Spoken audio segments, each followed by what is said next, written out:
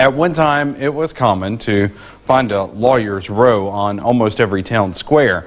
Now, those days are gone. More and more are taking their practice to larger towns, leaving a void. Our Stephanie Poole joins us live in the studio with the story. If you're looking for a lawyer in Bruce, Ben Suber is it. And Bruce isn't unique.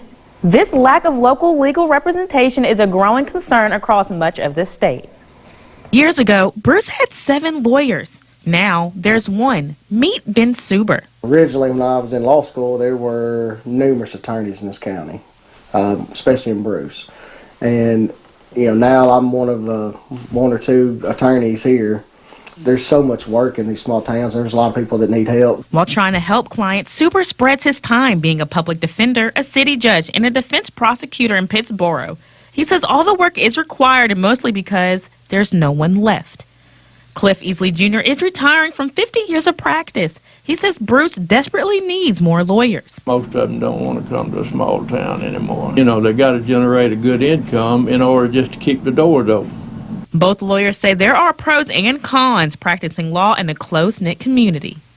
You do run into a lot of conflicts being a small town because you know just about everybody in town, and I can't tell how many times someone's come in and wanted me to represent them, and I can't because I'm representing somebody else that would have the conflict with.